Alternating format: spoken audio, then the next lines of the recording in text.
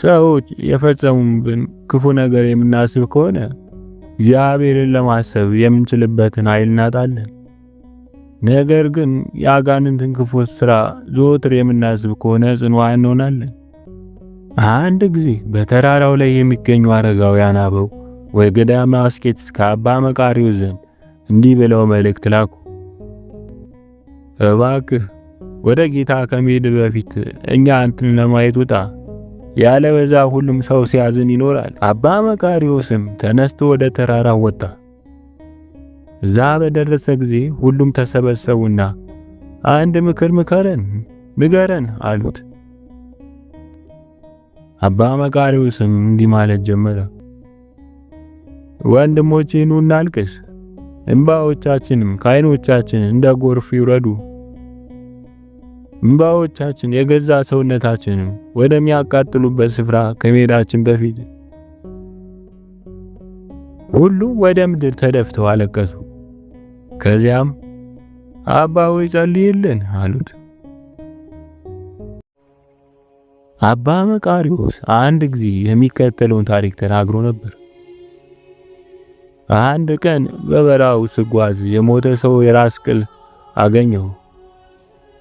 በበትሬ ነካስ አደርገው ያ የራስ ቅል አፍ አውጥቶ መናገር ጀመረ። እኔም አንተ ማን ነህ አልኩት። ያ የራስ ቅልም እኔማ በዚህ አካባቢ የሚኖር አረማውያን የቤተ ጣዖታቸው ሊቀ ካህን ነኝ። አንተ በጸጋ የተሞላ መቃርዮስ ሆይ በመከራ ውስጥ በመሰቃየት ላሉ በሲኦል ወገኖች ጥቂት እንኳ በጸለይክላቸው ጊዜ ፋታ ያገኛሉ። እኔም ይህ መከራ ምንድነው? ይህ ፋታስ ምንድነው? ያም የራስ ቅል ሰማይ ከምድር የሚርቀውን ያህል የሞላ እሳት ከስራችን አለ። ሁላችንም በእሳቱ ባህር ውስጥ ቆመናል። ከእግር ጥፍራችን እስከ ራስ ፀጉራችን በእሳቱ ተውጠናል። እያንዳንዱ ሰው ፊት ለፊት ለመታየት አይችልም። የአንዱ ሰው ፊት ከሌላው ሰው ጀርባ ጋር የተጣበቀ ነው። ነገር ግን አንተ ስትጸልይልን እያንዳንዳችን በመጠኑም ቢሆን ፊት ለፊት እንተያያለን። ለኛ ፋታ ማለት ያ ነው። እኔም በእንባ ተዋጥኩ። ይህ ሰው የተወለደበት ቀን ምንኛ የተረገመች ትሆናል። ለራስ ቅሉም ከዚህ የባሰ ሌላ ቅጣትስ እዚህ አለ ብዬ ጠየቅኩት። ያም የራስ ቅል ከኛ ዝቅ ብሎ የባሰ የመከራ ስፍራ አለ። እኔም በዛ ያሉት እነማን ናቸው ስል ጠየቅኩት። እኛ እግዚአብሔርን ለማወቅ እድል ስላልነበረን የተወሰነ ምሕረት እናገኛለን። እነዛ አውቀው የካዱት ግን ከኛ በታች ባለው ከፍተኛው የሙከራ ቦታ ይገኛሉ።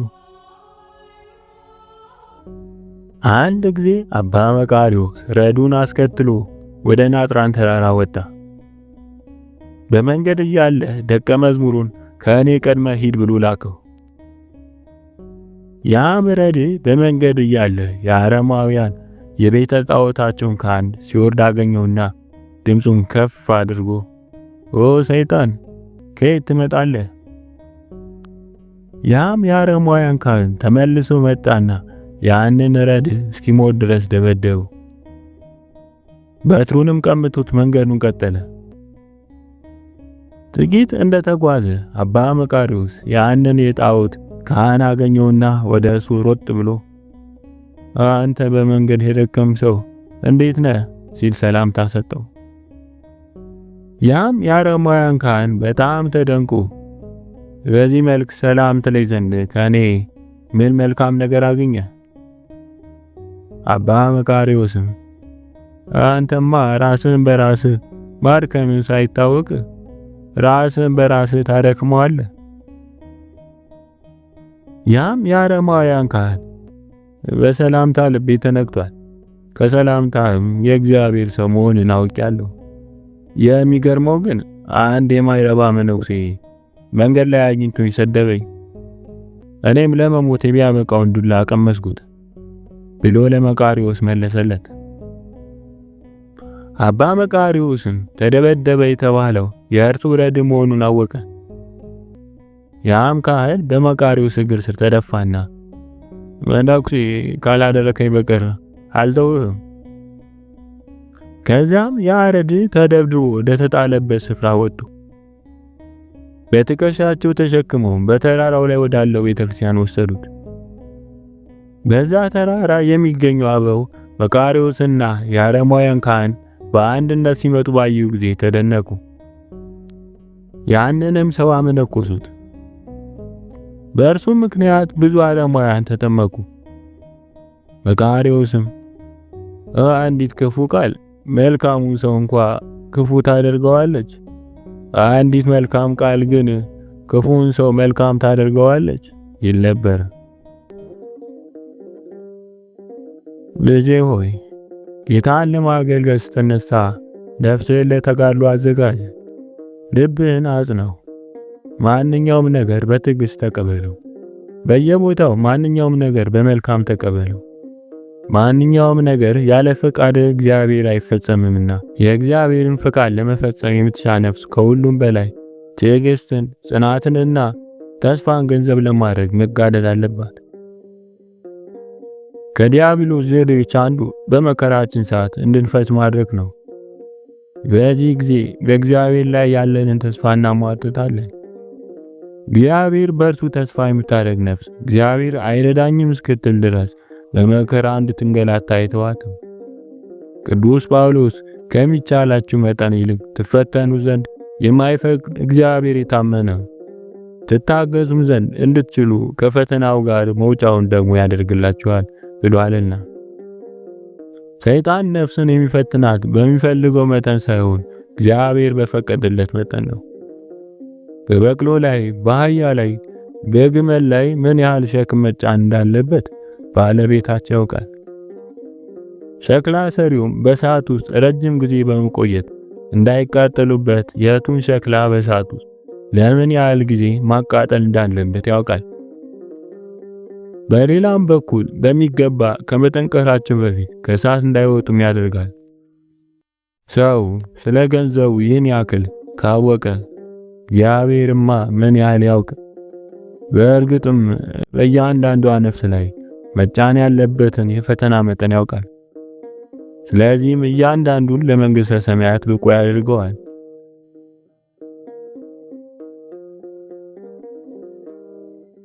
አባ መቃርዮስ በሚያስተዳድረው በገዳመ አስቄጥስ ታውሚጦስ የተባለ መነኩሴ ነበር። ታውሚጦስ ከገዳሙ እየወጣ መንደር ይውል ነበር። ጉዳዩ ሌሎች መነኮሳት ለአባ መቃርዮስ መጥተው ነገሩት።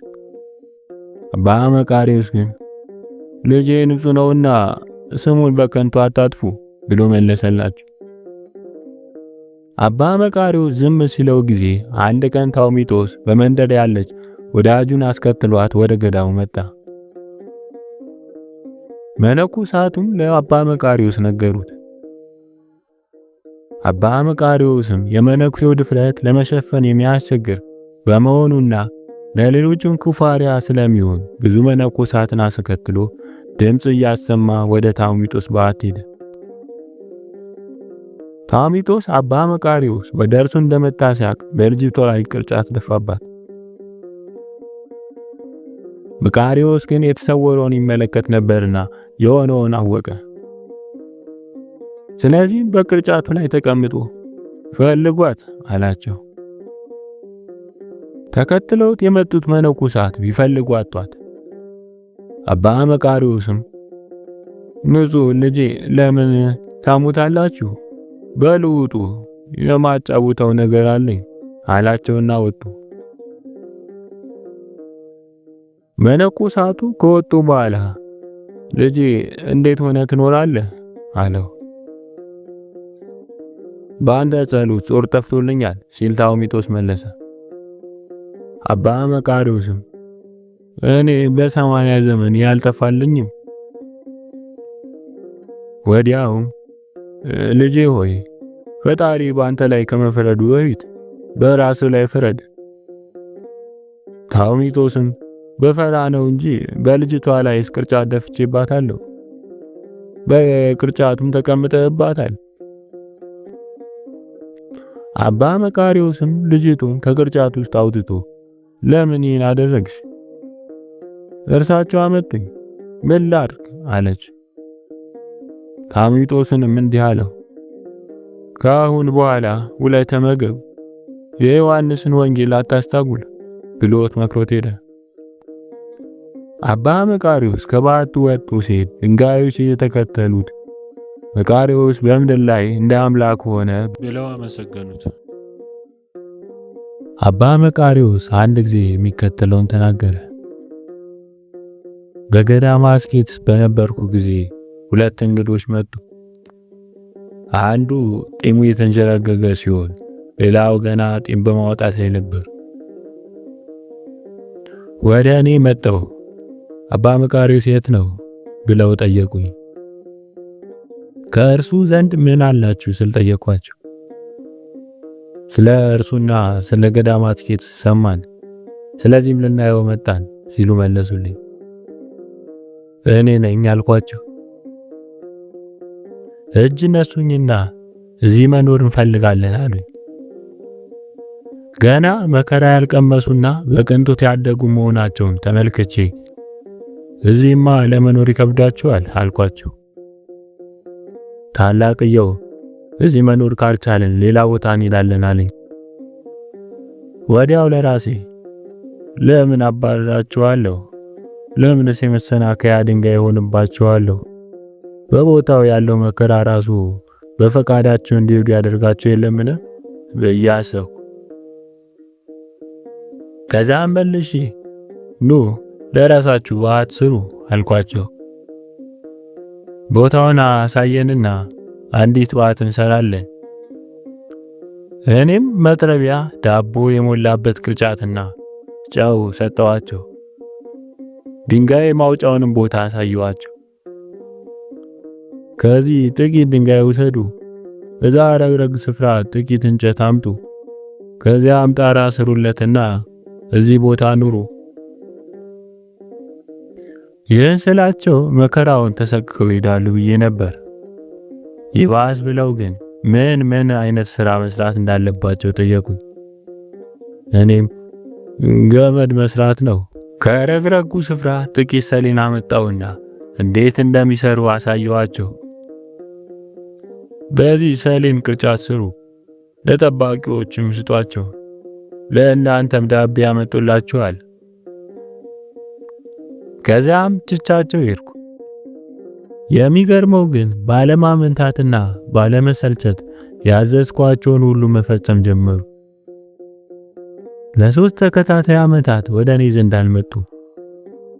በዚህ የተነሳ በሐሳቤ ምን አይነት ህይወት እየኖሩ ይሆን? ስለገጠማቸው ጾል ለማማከር ለምን እኔ ዘንድ አልመጡም? ሩቅ ያሉት ሊያማክሩኝ ሲመጡ እዚህ ካጠገብ ያሉት ለምን ዝም አሉ? ወዴትም ቦታ ሄደው አያውቁም። ስጋ ወደሙ ለመቀበል በአርምሞ ወደ ቤተክርስቲያን ብቻ ይሄዳሉ እያልኩ ወጣ ወርድ ጀመር። ስለ ሁኔታው ወደ እግዚአብሔር ጸለይኩኝ። የእነዚህን ወንድሞች ህይወት ይገልጥልኝ ዘንድ ሳምንቱን በሙሉ ጾምኩ። በሳምንቱ መጨረሻ ተነሳውና ልጎበኛቸው ወደ ባታቸው አመራው።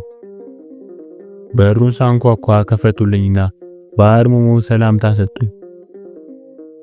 ጸሎት ካደረግን በኋላ አረፍ አልኩ።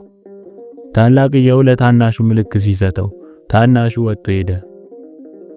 ታላቁም ቁጭ ብሎ ገመድ መጎንጎን ቀጠለ። ምንም ቃል አልተነፈሰም። ልክ 9 ሰዓት ሲሆን ታናሹ አንኳኩቶ ገባና በታላቅየው ምልክት ሰጭነት ገበታ አዘጋጀ። ቀጥሎም ከፊታችን በአርምሞ ቆመ። እኔም ተነስተን በገበታው አንሰየምም አልኩና አብረን ቀረብን። ምሽቱ ሲቃረብ አባ ትሄዳለህ ብለው ጠየቁኝ። አይ እዚሁ ነው የማድረው አልኳቸው። በአንድ ጥግ ለእኔ ሰሌን አነጠፉልኝ፣ በሌላው ጥግ ደግሞ ለራሳቸው አነጠፉ። መታጠቂያቸውንና አስፋቸውን አውልቀው አንድ ላይ ተኙ። ልክ እንደተኙ የሕይወታቸውን መንገድ ይገልጥልኝ ዘንድ ወደ እግዚአብሔር ጸለይኩ። በዚህ ጊዜ ጣሪያው ተከፈተ፣ ብርሃኑም እንደ ቀን ብርሃን ሆነ። እነርሱ ግን ያንን ብርሃን አላዩትም ነበር። ልክ የተኛው በመሰላቸው ሰዓት ታላቅየው ጎኑን ነካ ነካ አድርጎ ታናሹን ቀሰቀሰውና ተነሱ። መታጠቂያቸውን አስረው እጆቻቸውን ወደ ሰማይ ዘረጉ። እኔ አያቸዋለሁ፣ እነርሱ ግን አያዩኝም ነበር። በታናሽየው ላይ አጋንንት ዝንቦችን መስለው ሲመጡበት አየሁ።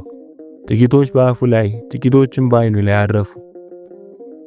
የእግዚአብሔር መልአክ በዙሪያው ከቦ በነበልባላዊ እሳት ሲያባርራቸው ተመለከቱ። ወደ ታላቅየው ግን ፈጽሞ አይቀርቡም ነበር። ሊነጋጋ ሲል ተመልሰው ተኙ። እኔም መንጋቱን አይቼ ከእንቅልፍ እንደነቃ ሰው ተነሳሁ። እነርሱም እንደኔ ያደረጉ። ታላቅየውም 12 መዝሙራትና ዜማቸውን ሲል ጠየቀኝ። መልካም ነው አልኩት። ታናሽየው 6ቱን መስመር አንድ እያደረገና ሃሌሉያ እያለ 5 መዝሙራትን አዜመ። በዚህ ጊዜ ከአንደበቱ እሳት እየወጣ ወደ ሰማይ ሲያደርግ አየሁ። ታላቅየውም በተመሳሳይ ሁኔታ መዝሙራትን ሲያዜም የእሳት አምድ ተዘርግቶ ወደ ሰማይ ሲወጣ ተመለከቱ። እኔም በበኩሌ በልቤ የተወሰኑትን መዝሙራት አዜምኩ። ከዛም ጸልዩልኝ ብዬ ወጣሁ። እነርሱ ግን ቃል ሳይወጣቸው እጅ ነስተውኝ ተሰናበቱኝ። ታላቅየው ከፍጹምነት ደረጃ መድረሱን፣ ታናሹ ግን ገና አጋንንት እየተዋጉት መሆኑን ተረዳው። ከጥቂት ቀናት በኋላ ታላቁ አረፈ። ከ3 ቀን በኋላ ደግሞ ታናሹ ተከተለው። አበው አባ መቃርዮስን ሊጎበኙ በመጡ ቁጥር ወደ እነዛ ወንድሞች ባት ይወስዷቸውና ኑ የወጣት እንግዶችን የሰማዕትነት ስፍራ እዩ ይላቸው ነበር።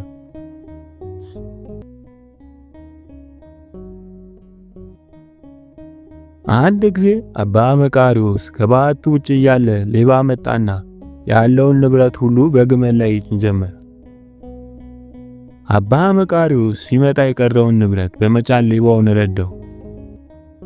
ሌባው ዕቃውን ሁሉ ጭኖ ሲያበቃ ግመሏን ሊያስነሳት ሞከረ። ነገር ግን እምቢ አለችው። አባ መቃርዮስም ወደ ባቱ ገብቶ አንዲት የተረሳች መኮትኮቻ መጣና ወንድሜ ግመሏን ይህንን መውሰድ ፈልጋ ይሆናል ብሎ ጫነለት። ከዛም ግመሏ እንድትነሳ አዘዛት። ግመሏም ትዕዛዙን አክብራ በመነሳት ጥቂት ከተራመደች በኋላ መልሳ ተቀመጠች። ከዛ በኋላ ግን ዕቃው ሁሉ እስኪወርድ ድረስ አልነሳም አለች።